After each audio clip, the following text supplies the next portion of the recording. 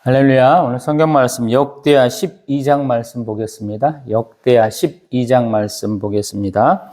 르호보암의 나라가 견고하고 세력이 강해짐에 그가 여호와의 율법을 버리니 온 이스라엘이 본받은지라.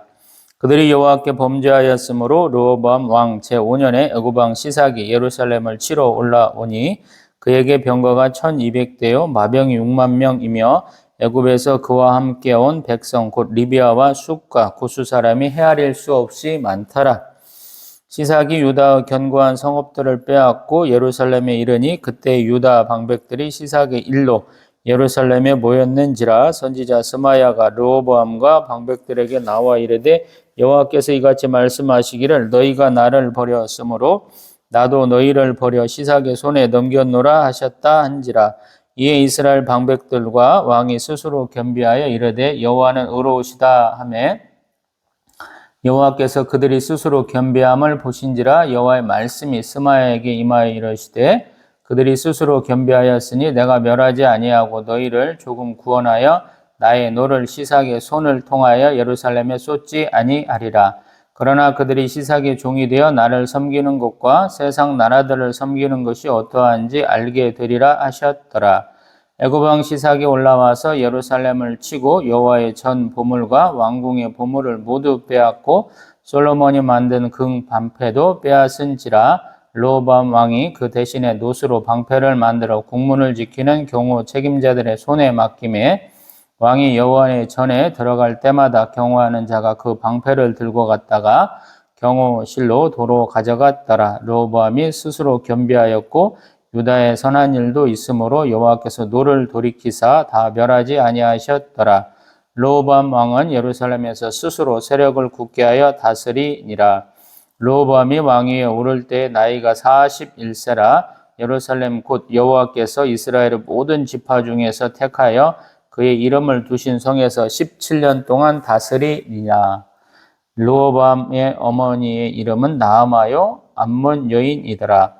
르호보암이 악을 행하였으니 이는 그가 여호와를 구하는 마음을 굳게 하지 아니함이었더라.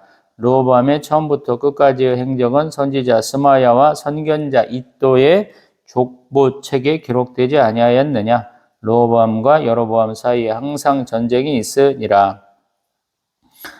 르호보암이 그의 조상들과 함께 누움에 다윗성에 장사되고 그의 아들 아비야가 그를 대신하여 왕이 되니라. 아멘.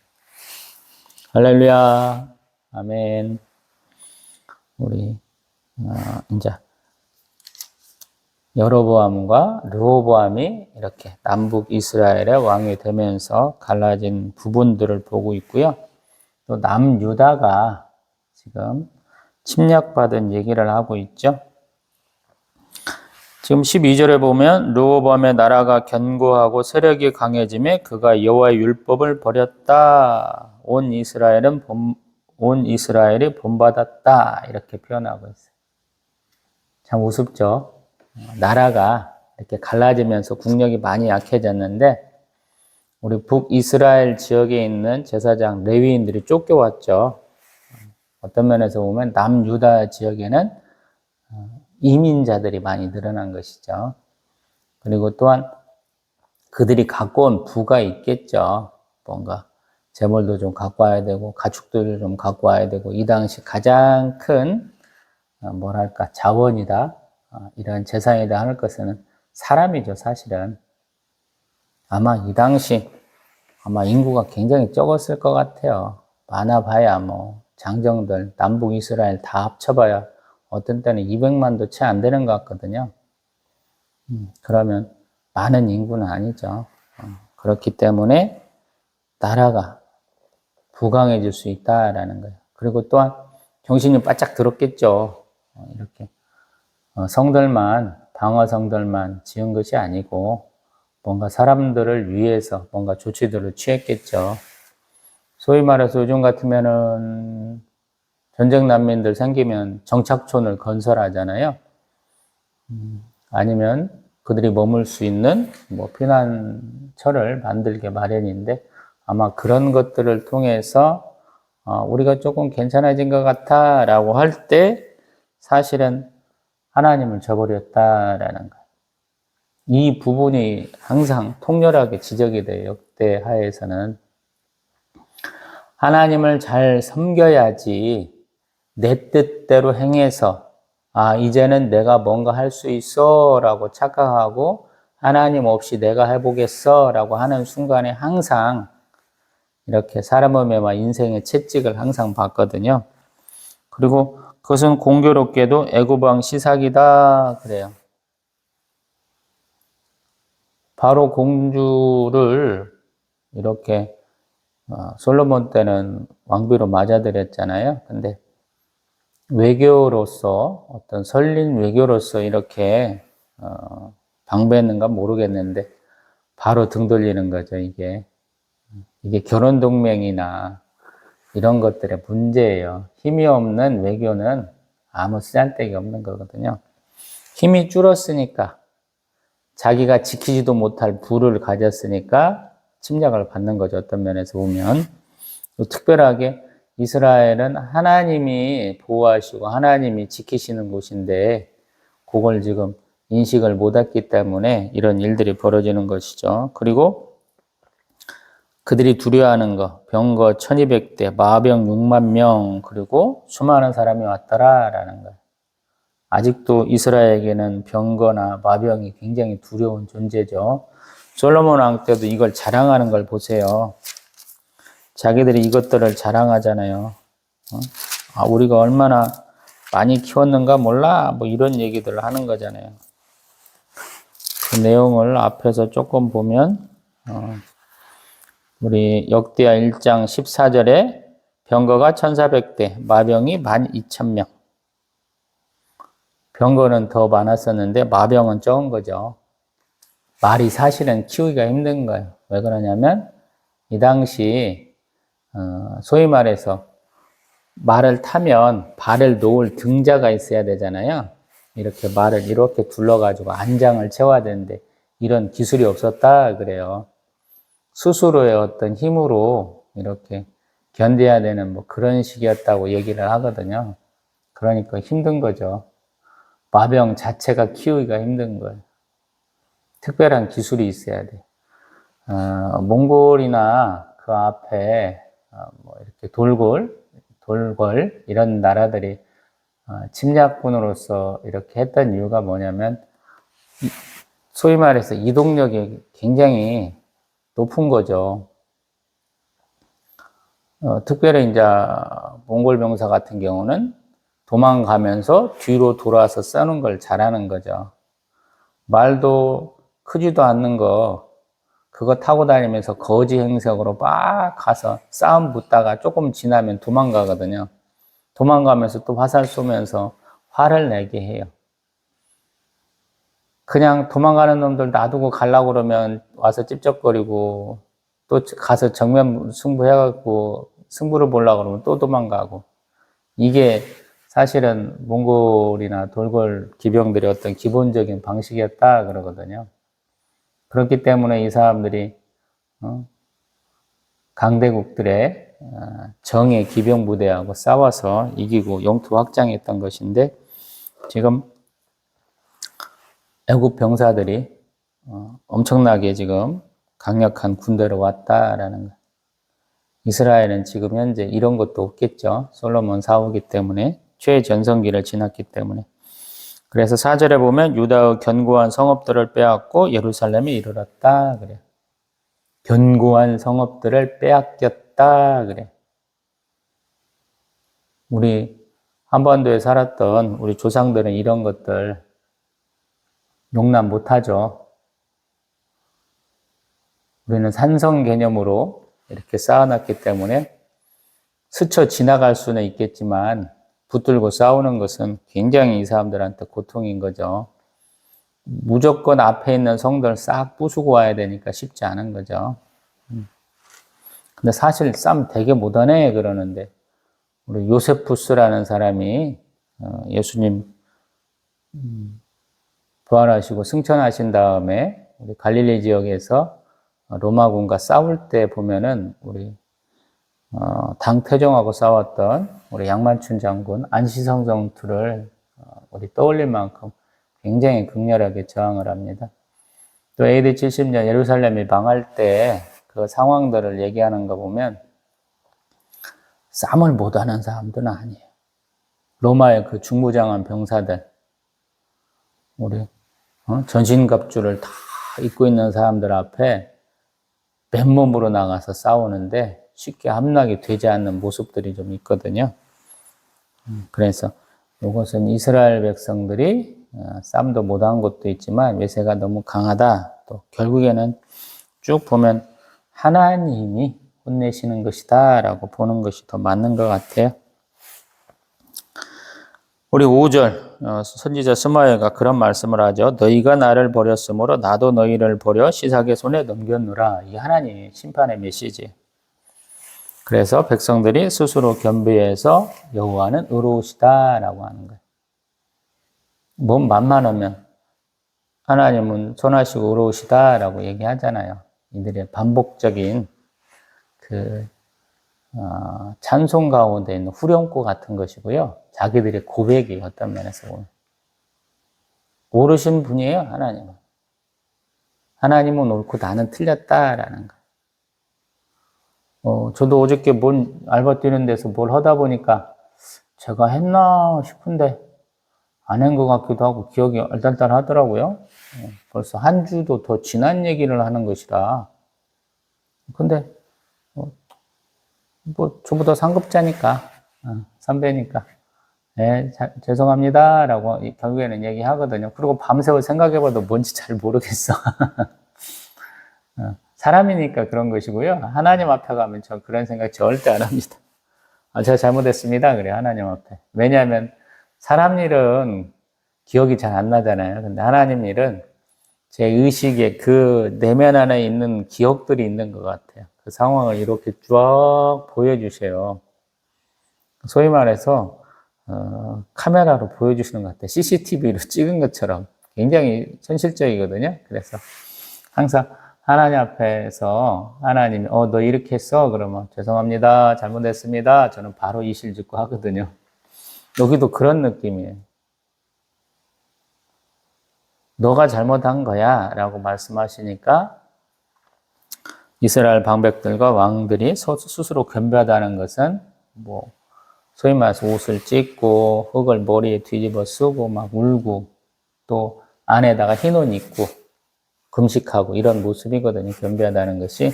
그러면서 내가 잘못했어요. 하나님은 옳으십니다. 말 안 듣는 백성 이렇게 전쟁에서 패하게 하시고 멸망케 하시는 게 맞습니다. 이런 고백을 하는 거예요. 그리고 하나님은 그러한 모습을 보시고 7절에 그들이 스스로 겸비하였으니 내가 멸하지 아니하고 너희를 조금 구원하여 나의 노를 시삭의 손을 통하여 예루살렘에 쏟지 아니하리라. 그러나 그들이 시삭의 종이 되어 나를 섬기는 것과 세상 나라들을 섬기는 것이 어떠한지 알게 되리라. 아멘. 소위 말해서 히스기야 왕 때에 이렇게 거의 다 모든 성들이 점령당하고 예루살렘 성만 남아가지고 와갖고 조롱하는 소리를 들었잖아요.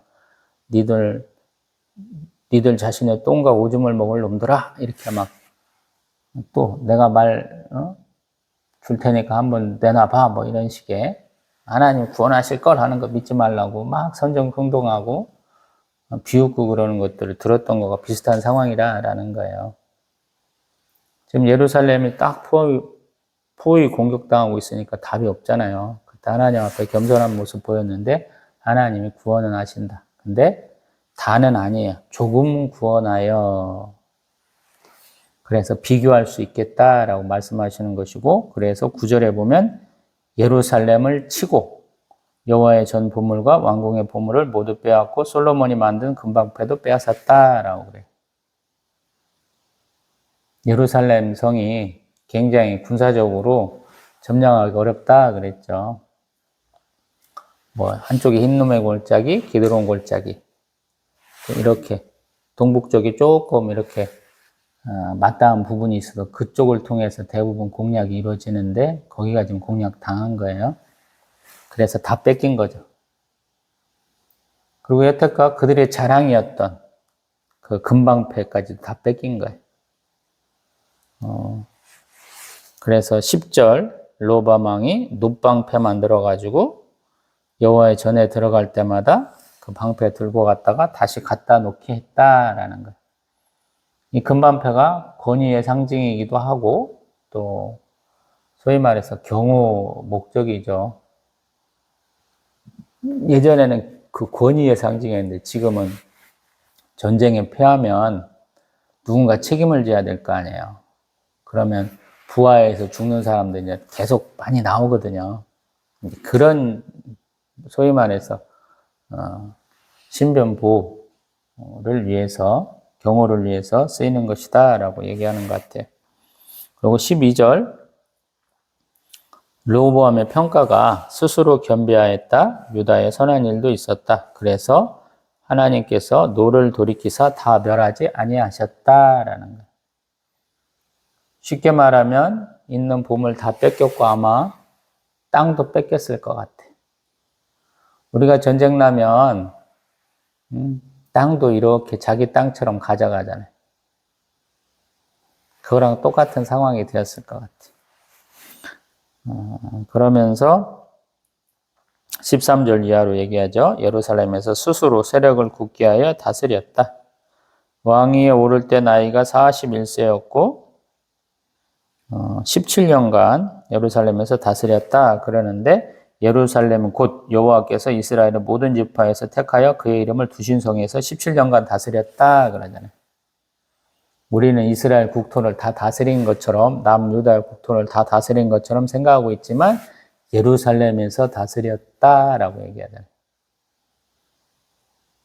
뭐 식민지 역할을 했다 이런 생각이 좀 들어요. 여기로만 보면 17년간 했는데 그 어머니가 나아마였고 암몬 여인이더라 그래요.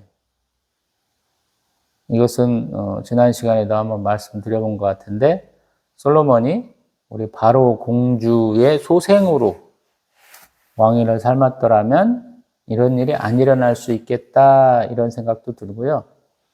결국에는 유다 사람들의 입김이 강하기 때문에 이런 일들이 벌어졌다라는 그런 평가도 조금 숨어 있는 것 같은 그런 생각이 들어요. 왕을 낸 지파기 때문에 그러한 자부심에 그러한 권력의 핵심들을 차지하고 있기 때문에 할 수도 있겠지만 어떤 면에서 보면 연정 비슷하게 좀 가야 되는 상황이잖아요. 왜냐하면 북이스라엘에 있는 지파들이 지금 여로보암이라는 왕을 내세웠기 때문에 자기들의 대표를 내세웠기 때문에 어떤 연합정부 같은 또 권력을 조금 나눠주는 형태가 돼야 될 텐데 그것들이 안 됐다라는 생각이 들어요. 현실적으로 보면 그렇다는 것이고요. 우리 신정국가의 개념으로 보면 왕이 하나님을 잘 섬겼더라면 솔로몬 사후에도 이것들이 잘 이루어졌겠죠. 그리고 백성들을 잘 이렇게 다스렸겠죠. 하나님이 아버지 다윗에게 복을 주셔서 백성들이 방쾌하셨는데 그 백성들의 재판을 백성들의 호소를 잘 들으려고 들을 수 있는 마음, 듣는 마음, 지혜를 사모해서 솔로몬이 복을 받았잖아요. 근데 백성들이 백날 얘기했던 것 같은데 안 듣고 있잖아요, 사실은. 내가 백성들이 와서 호소할 때가 어디예요? 재판이잖아요, 재판. 왕 앞에 와서 두 여인이 우리가 한날에 아기를 낳는데 한 애는 죽고 한 애는 살았다 그러면서 이 아이가 누구의 아이냐 그러면서 싸울 때 기가 막힌 판결을 하잖아요. 반 갈라서 줘라라고는 무심한 판결을 하잖아요. 그래서 친모가 죽일 수 없으니 저인의 아이라고 얘기해서 그 아이를 친모에게 주잖아요. 우리 마음 가운데 있는 그 저희, 가장 큰 사랑을 보고한 것이잖아요. 근데 점점 갈수록 그런 게 사라지잖아요. 세상의 모든 지혜자보다 가장 뛰어나다고 한 사람이 가장 그 지혜의 원천이신 하나님으로부터 점점 멀어져 가서 이런 일들이 벌어진 거잖아요. 백성의 마음을 모르잖아요. 르호보암 왕도. 우리 너무 지쳤어요. 이제 그만하면 안 돼요? 그러는데, 응? 우린 응? 아버지보다 더 시킬 거야? 그러니 어쩔 수 없이 갈라지는 거 아닙니까, 이게? 응? 또 이제 하는 것이 14절 르호보암이 악을 행하였으나 이는 그가 여호와를 구하는 마음을 굳게 하지 아니함이었다. 여호와께 구하여야 돼. 이게 아마 르호보암의 삶을 통해서 우리 역대하 저자가 본 평가일 거예요. 그리고 이제 이것이 역대하에만 있는 기록이 아니고 선지자 스마야, 선견자 이또의 족보책에 다 있다. 또 그리고 여로보암과 르호보암 사이에 전쟁이 많았다. 또 16절 다윗성에 장사되고 아비야가 대신하여 왕이 되었다라고 얘기해요. 이만큼만 넣고 봅니다. 한 사람이 장성한 자가 돼서 하나님의 형상과 모양, 잠든 지식과 의와 거룩함에 하나님의 형상과 모양대로 자기의 뜻을 펼치기가 그렇게 쉽지 않습니다. 어떤 면에서 보면. 왜 그러냐면 우리는 원죄와 자범죄가 있잖아요. 그래서 하나님께 좀 묻고 가야 되는데 한국 사람들은 묻지도 않고 따지지도 않고 자기 하고 싶은 대로 하는 경향들이 많아요. 신앙생활도 좀 그런 경향이 많거든요. 그러다 보니까 자주자주 실수해. 그리고 또 실수하면 또 하나님 앞에 와서 또 하나님 음성을 들을 수 있도록 하나님의 뜻을 이렇게 파악할 수 있도록 노력해야 되는데 그것도 쉽지 않고요. 그리고 또 우리가 고집이 있어요. 우리가 생각하는 사랑이라는 것에 대해서 조금 우리의 고집이 있습니다. 사랑하는 사람들끼리는 서로 바라봐야 돼 이런 생각을 하거든요. 근데 사랑하는 사람은 내가 사랑하는 상대가 바라보는 곳을 나도 같이 바라볼 수 있어야 되거든요. 그 부분이 많이 약해요. 젤로 못하는 거예요. 한국교회에서는 부분들이. 하나님이 바라보시는 곳을 나도 바라봐야 되는데 항상 어린아이처럼 앞에서 재롱만 떨고 있다는 거거든요. 나만 바라봐 이렇게 된다는 거거든요. 그래서 어려운 거예요. 그래서 일꾼들이 별로 없는 거예요. 제가 창세기 때는 몇 차례 해본 말씀인 것 같은데 교회에 일꾼이 없어요. 한 명이 9명을 떠받치는 격이에요. 그러니 교회가 제대로 굴러갈 리가 없죠. 여러 사람이 거들면 한두 사람을 챙길 수 있겠지만 한 명이 다수를 챙겨야 되는 상황이라면 그 한 명이 그냥 기진맥진하고 번아웃 정도 돼버리면 그 교회가 기능을 못 해버린다는 거거든요. 사실 교회를 움직이는 것은 우리 목사와 장로, 권사 이런 분들이 아니거든요. 그분들이 적극적으로 나서기에는 나이들을 점점 많이 드셔가지고 힘드시고 오히려 집사님들이 힘내주셔야 되거든요. 남녀 집사님들이. 근데 그분들도 가만히 보면 바빠요. 핵심 중추로서 역할을 해줘야 되는데 그렇다 보니까 점점 신앙의 성장은 없고 일할 수 있는 분들은 줄어들기 때문에 다양한 문제들이 생기죠. 한 사람이 여러 가지 일을 해야 돼. 또 자기가 맡고 있는 분야가 자기하고 안 맞는다는 걸 자신이 통렬하게 느꼈어요. 그래서 이거 관두고 싶어요. 그런데 그걸 관두지는 못해요. 소위 말해서 백업이 하나도 없어요. 항상 사역은 이렇게 보완하면서 해야 된다고 그런 말씀 많이 드리는데 그게 없는 거예요. 그러면 진짜 혼자 고통받고 혼자 열내고 혼자 힘 다 쓰다가 그냥 자신도 퍼져버리거든요. 그러면 그냥 봉사하고 섬기고 교제하는 거였던 것이 내 기본 신앙이 흔들릴 때가 참 많거든요. 뭔가 한국 사람들은 일을 열심히 해보려고 그래요. 또 결과를 만들어 보려고 그러거든요. 그러면 그것 때문에 서로 뭐 찌그락짜그락도 하고 다투기도 하고 막 그렇게 되거든요. 그러면 그 문제를 지혜롭게 해결하면 되는데 어떤 때는 해결이 안 돼요. 그러면 그거 갖고 이제 신앙의 갈등이 오고 교회도 옮겨야 되고 여러 가지 문제가들이 생기기도 하죠. 그래서 어떤 면에서 보면 항상 개인의 경건 시간 꼭 가지시라고 말씀드리고 싶어요. 제가 항상 이 목회 모든 것을 다 쏟아넣는다 할 때 너무 힘들어 죽겠어요. 개척교회니까 더 힘들잖아요. 그러면 하나님 쉬엄쉬엄해 이런 식의 말씀하실 때도 있거든요. 왜냐하면 목사로서의 삶이 제 인생의 전부는 아니다고 말씀하시거든요.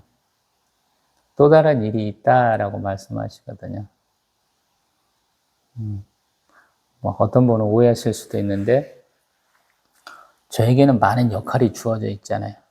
한 가정의 가장이기도 하고 한 아내의 남편이고 우리 아들의 아빠이기도 하고 우리 형제 자매들의 막둥이이기도 하고 우리 조카들의 뭐 외삼촌, 작은 아빠 이런 역할들이 있잖아요.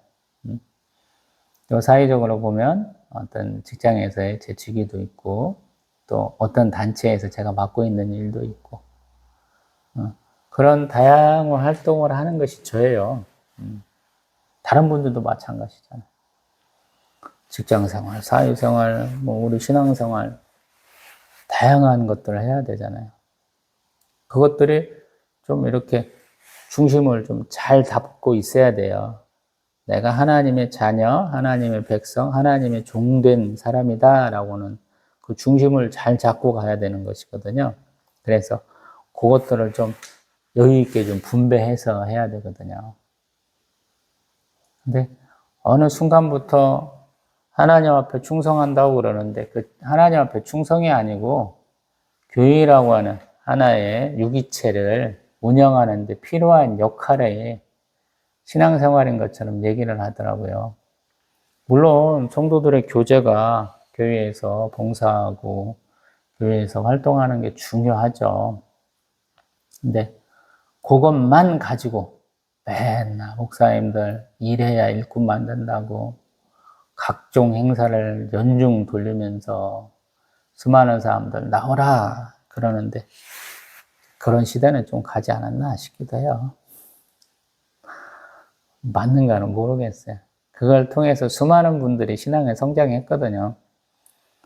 지금 한 40대 이상으로는 교회 수련회들 굉장히 좋아하시던 분들이 많이 했던 세대일 거예요. 그리고 같이 모여서 교회에서 뭔가 활동을 하고 뭐 여행도 하고 그러면서 신앙이 좀 성장하신 스타일일 텐데 조금 시대가 변한 것이 아닌가 싶기도 해요. 개인 간의 유대냐 아니면 조금 말씀에 집중해 볼 때냐 그러면 사실은 저는 말씀에 집중할 때가 된 것 같아요. 개인으로서 할 수 있는 일이 없기 때문에 그래요. 제가 영적 독서의 가장 큰 기본을 얘기할 때는 뭐를 얘기하냐면 수도승들이 가장 기본이거든요. 수도하는데 뭐 많이 모일 필요 있나요? 개인이 하면 되지. 근데 문제는 뭐냐면 개인의 안녕과 번영을 추구하는 것도 아니고 나에게 딸린 사회적 의무, 혈연적 의무를 다 터는 게 수도승들이잖아요. 내 개인의 안녕과 발전, 누군가 잘 먹고 잘 사는 것에 대한 그러한 것들을 털어버리면 뭘로 기도하시겠어요? 무엇을 먹을까, 무엇을 마실까, 무엇을 입을까 기도하지 않고 기도 내용 뭐가 있느냐고 한번 질문 드려보는 거예요. 별로 없죠. 하나님 나라와 그의 의를 간구하라 하신 예수 그리스도의 그 말씀이 떠오르죠. 그러면 하나님을 더 잘 알아야 될 거 아니야. 그렇게 되면 하나님의 의와 무엇인지 깨달아야 될 거 아니야. 좀 알아야 될 거 아니야. 그러면 공부해야 되잖아요. 공부하려면 성경에 박식한 사람, 공부를 굉장히 잘 알고 있는 분한테 배워야 되잖아요. 그래서 흩어져 있던 사람들이 수도회, 모임으로 발전을 한 것이고, 그 모인 사람들이 여러 가지 단체들, 시대를 변하면서도 단체들이 막 변하거든요. 그리고 그러한 수도회들은 규칙이 있어요. 저 같은 경우에 이제 여러 가지 것을 좀 공부를 했죠. 지금은 다 까먹고 있지만. 그래서 그러한 수도회라고 하는 어떤 개인의 단체와 개인들이 모인 단체와 정규 조직인 우리 소위 말해서 교황 제도가 서로 이렇게 협력하고 상생하고 때로는 다투면서 신앙체계가 쭉 넘어온 것이거든요. 우리 기독교가 천주교에서부터. 그래서 항상 뭔 일이 안 되면 기본으로 가야 되잖아요. 우리가 지금 기본으로 들어갈 때가 된 것 같아요. 뭔가 해도 잘 안 돼. 한국교회가 부흥도 좀 잘 안 되는 것 같고, 저도 마찬가지고. 저도 뭘 잘 못 오겠어. 그러면 가장 기본적인 것으로 돌아가야 되죠. 그게 뭐냐면 성경 읽고 묵상하고 기도하는 거예요. 성경 왜 있습니까? 기본적으로는 지식이 필요하죠. 근데 가만히 보면 무엇을 기도해야 될지, 기도의 제목, 기도의 재료를 구하는 것이 사실은 성경 일기가 돼야 되는 것이 아니냐? 그것이 영적 독서예요. 제가 이렇게 맨날 성경 읽으면서 이런저런 얘기들 많이 하잖아요. 저 새벽 예배 혼자 드리면 10분이면 끝나는데 지금 30분 넘고 있잖아요. 왜냐하면 이걸 설명하고 싶어서. 지금 역대하 12장을 읽다 보면 무엇이 먼저 눈에 띄십니까? 라는 기본부터 시작하거든요. 안 띄면 그냥 넘어가는 거예요. 눈에 띄면 왜 그것이 눈에 띕니까? 라고 고민해 보라는 거예요. 그게 묵상이죠. 묵상을 어렵게 생각하지 마세요. 고민해 보는 거예요. 내가 마음에 담아두고 계속 그 생각을 하는 것이 묵상입니다. 그래서 앉은 자리에서 할 필요 없어요. 어떤 건 하루 종일 떠올라요. 어떤 건 몇 개월 가기도 해요. 그리고 그렇게 계속 떠오르는 것이 왜 떠오르는지 하나님께 질문해 보는 거예요. 기도가. 기도는 대화잖아요. 대화는 묻고 답하는 거예요. 어떤 면에서 보면. 하나님께 물어보세요. 그리고 자기 의견을 내보세요. 하나님, 저는 이렇게 느꼈어요. 맞나요? 저는 이렇게 생각하는데 맞나요? 물어보세요. 그러면 하나님이 그거에 대한 답을 해주실 때도 있고 전혀 다른 얘기 하실 때도 있고, 제가 기도 응답이 전혀 다른 것도 많이 말씀드려보잖아요. 그러면 거기서 또 한번 다른 데로 한번 또 넘어가 보는 거예요. 성경은 계속 읽고 있고 우리에게 계속 새로운 것은 나타나고, 그럼에도 불구하고 옛날 거, 묵은 것들이 계속 나에게 떠오르면 그것이 하나님이 나에게 주신 기도의 제목이다 그러고, 그걸 붙들고 그 답이 온전히 임할 때까지 한번 고민해 보면서 계속 기도하는 거죠. 그것들이 많이 이렇게 쌓이면 당연하게 시간이 지나가면서 계속 하다 보면 암송하게 되고요. 그것이 제 삶의 모토가 되는 것이죠. 막 성경 막 내가 몇 구절이나 암송해, 그거 자랑하시는 목사님들도 계시고 그러시던데, 맥락 없는 암송하지 마시고요. 성경 보다가 이렇게 떠오르는 것들 그거 갖고 묵상하시고 그거 암송하세요. 얼마나 좋아요, 그게. 어떤 분들은 암송하는 거 보면 맥락도 없어. 그냥 눈에 띄어서 잘 외워지니까 뭐 이렇게 하는 것 같아. 그러지 말고 쭉 읽다가 마음에 걸리는 거, 내 눈에 확 띄는 게 있어요. 그거 가지고 계속 묵상하시고 기도하시고 하나님과 또 대화하시고 교제하시고 은혜가 되거든요. 어떤 때는 그 말씀이 나에게 주신 축복의 말씀이구나 이렇게 깨달았죠. 다음 시간에는 우리 이 르호보암의 자녀 이어서 왕이 된 아비야하고 여로보암의 전쟁 부분 13장 다루겠습니다. 또 뵙겠습니다.